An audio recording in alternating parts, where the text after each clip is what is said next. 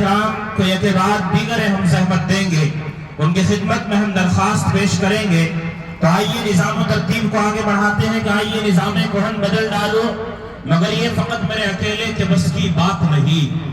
آئیے نظام کہن بدل ڈالو، مگر یہ فقط میرے اکیلے کے بس کی بات نہیں۔ اٹھو میری قوم کے نوجوانوں، یہ کام سب کا ہے، دو چار دس کے بس کی بات نہیں۔ آئیے نظام کو تبدیل کرنے کا وقت آ چکا ہے، پوری دنیا اس وقت تبدیلی کی منتظر ہے۔ تو چنانچہ ہم نے اس پروگرام کے ماحول کو تھوڑا سا تبدیل کرتے ہیں اور بیان و خطابت کے سمندر میں غوطہ زنی کرتے ہوئے ایک نایاب ہیرا تلاش کرتے ہیں، اور اس ہیرے کے ماتھے پر لکھا ہوا جب ہم نام پڑھتے ہیں تو وہ نام ہے شہنشاہ خطابت، آبروئے اہل سنت والجماعت، ترجمان دیوبندیت، خطیب بے مثال جناب حضرت مولانا محمد سالم اشرف صاحب قاسمی دامت برکاتہم العالیہ۔ انتہائی عقیدت اور احترام کے ساتھ درخواست گزار ہوں کہ حضرت والا منبر نور پر جلوہ افروز ہو کر اپنے پرمغز اور ناصحانہ خطاب سے ہم سب کو مستفید فرمائیں۔ علیہ وسلم تسلیما۔ وقال اللہ تعالی وما ارسلنا الیک روحا من امرنا ما كنت تدری ما الکتاب ولا الایمان ولكن جعلناه نورا نهدی به من نشاء من عبادنا انک لتہدی الی صراط مستقیم۔ آپ سے مخاطب ہوں کہ محبوب العلماء والصلحاء حضرت الحاج حافظ فرقان صاحب اسدی دامت صالح کے ساتھ آگے بڑھانے میں ایک مضبوط پلر کی حیثیت سے کام کیا اور کر رہے ہیں، اور ایسے خوش نصیب باپ کہ جو اپنے والد اپنے قرآن کی نظر میں اس باپ کو جس عظمت کے ساتھ تذکرہ کیا گیا اور اس کی آخرت کی کامیابی، سرخروئی، سربلندی، عزت و افتخار کی جو ضمانت قرآن نے دی، اللہ اکبر۔ قرآن کہتا ہے لمن کان لہ قلب او القى السمع وهو شہید، اور قرآن پاک نے کہا کہ لمن کان لہ قلب سلیم۔ برکات العالیہ کہ مبارک زبان سے آخری درس لیں گے، اس امت کے لیے کتنا انمول گویا کہ ہیرا ہے یہ دانش کا۔ ایک طرف بخاری شریف کی آخری حدیث کی برکات یہ ہماری بچیاں اپنے وقت کے محدث عصر سے لے کر کے جائیں گی، اور دوسری طرف جمعیت کے اوپن اسکول سے اللہ اکبر ہائی اسکول کی ڈگریاں، یعنی ایک ہاتھ میں سائنس اور ایک ہاتھ میں قرآن۔ ہائے ہائے، یہی تو جناب رسول اللہ صلی اللہ علیہ وسلم کی تعلیم کا مشن تھا۔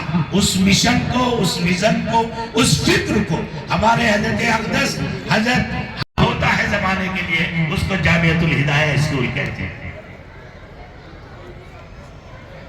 اس کو ایسا امتزاج کہتے ہیں کہ ایک اسٹیج پر ایک طرف ڈگریاں تقسیم ہو رہی ہوں، اوپن اسکول کی، ہائی اسکول کی، اور ایک طرف ایک محدث عصر سے سند کا تسلسل مل رہا ہو، جناب رسول اللہ صلی اللہ علیہ وسلم کے روضہ مقدس اور آپ کے قلب اطہر تک۔ یہ مرج البحرین، دو دریاؤں کا سنگم، ہائے ہائے، ان فکروں نے یہ کر کے دکھایا، ان فکروں نے اسے وجود میں لا کر دکھایا۔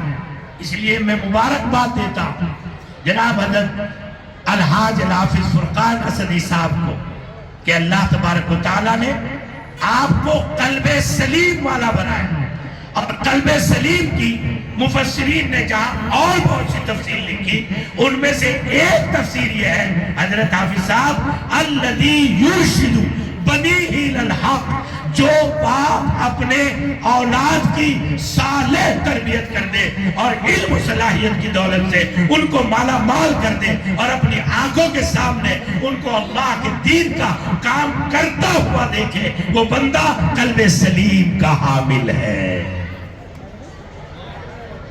اس لیے بھائیو، میرا آج میرے خیال سے تقریباً 1 یا 2 سال کی غیر حاضری کے بعد پچھلے سال بھی حضرت نے مجھے متعلق ہوئے اس سلسلے میں، لیکن تاریخ نہ ہونے کی وجہ سے میں حاضر نہیں ہو سکا۔ یہ میرا گھر ہے، میں اگر ذرا سا بھی وقت ہوتا تو بغیر ان کی دعوت کے بھی آ جاتا۔ یہاں میرا اتنا حق ہے، میں اسے اپنا گھر سمجھتا ہوں، اپنا ادارہ سمجھتا ہوں، لیکن آج میں نے ان کو تھوڑا سا ایک معذوری بیان کی کہ مجھے سفر پر لڑکی عشاء کے بعد بیان ہے۔ انہوں نے وعدہ کیا اور اس وعدے کے مطابق الحمدللہ میں اس وقت اسٹیج پر ہوں، اور میرے شروعاتی الفاظ سے آپ نے میرے مزاج کو سمجھا ہوگا کہ آج میں کس نظام کے تحت آپ سے مخاطب ہونا چاہتا ہوں۔ دل کی گہرائیوں سے اس پورے گروپ کو، یہاں کے اساتذہ کو، معلمات کو، یہاں کی انتظامیہ اور یہاں کے پورے نظام کو دل کی گہرائیوں سے مبارکباد دیتا ہوں، اور اپنی بات اس پیغام سے شروع کرتا ہوں۔ ایک ایک لفظ ذرا دلوں کی دنیا میں نوٹ کیجئے۔ سیادت، قیادت، سعادت ہے تعلیم۔ قیادت، سیادت، سعادت ہے تعلیم۔ قانون، قوت، حکومت ہے تعلیم۔ قانون، قوت، حکومت ہے تعلیم۔ جس قوم کے پاس، جس کمیونٹی کے پاس ایجوکیشن، تعلیم، اب اس تعلیم کو آپ دنیاوی اور دینی میں مت بانٹیے۔ قرآن نے بانٹا ہی نہیں ہے۔ قرآن کو جب گہرائی کے ساتھ پڑھو گے، اللہ کے قرآن کو، قرآن دینی حقائق کا، دقائق کا ایک سمندر ہے، تحقیقات کا مرکز ہے، اور اللہ کے اسرار، رموز اور اس کی قدرتوں کے عجائبات کو بیان کرنے اور قیامت تک آنے والی انسانیت پر اللہ کی قدرتوں کے مظاہر کو پیش کرنے والا ایک آئینہ ہے اللہ کا قرآن۔ اللہ کا قرآن صرف آپ کو ثواب کے لیے نہیں، اللہ کا قرآن صرف برکتوں کے حصول کے لیے نہیں، اللہ کا قرآن صرف آپ کے شو روموں اور مکانوں کے افتتاح کے لیے نہیں۔ اللہ کے واسطے ہاتھ جوڑ کر کہتا ہوں، یہ ظلم مت کیجئے اللہ کے قرآن کے ساتھ۔ قرآن ایک آفاقی ہے، قرآن ایک عالمگیر دعوت ہے، قرآن پاک ایک شاہد کلید ہے خزانوں کی، قرآن پاک شاہد کلید ہے علوم الہیہ اور علوم فنون کی۔ قرآن پاک اللہ کے دی ہوئی دولتوں سے نفع اٹھانے کا ایک وہ دروازہ ہے کہ جس سے آپ گزریں گے تو دنیا عظمت کے ساتھ آپ کو احترام کے اور عقیدت کے ساتھ سلام کرتی بھی نظر آئے گی۔ لیکن بڑی تکلیف کے ساتھ یہ بات کہنی پڑتی ہے کہ 7ویں صدی ہجری تک جب تک اس امت نے اللہ کے قرآن کو بحیثیت ثواب نہیں، بحیثیت قیادت کی کتاب، بحیثیت حکمرانی کی کتاب، بحیثیت استحکام کی، بحیثیت عزت و رفعت کی کتاب سمجھا، تو یورپ سارا یہودی اور عیسائی پانی بھرتا تھا مسلمانوں کے سامنے، اور دولت و اقتدار ان کے قبضے میں تھا، سائنس ان کے قبضے میں تھا، اور ایجادات ان کے قبضے میں تھی، موجدین ان کے یہاں پیدا ہوتے تھے، سائنسدان ان کے یہاں پیدا ہوتے تھے۔ ابھی دانڈریڈ کتاب چھپی ہے، مسلم سائنسدانوں کا تعارف، اللہ اکبر، سارے سائنسدانوں کو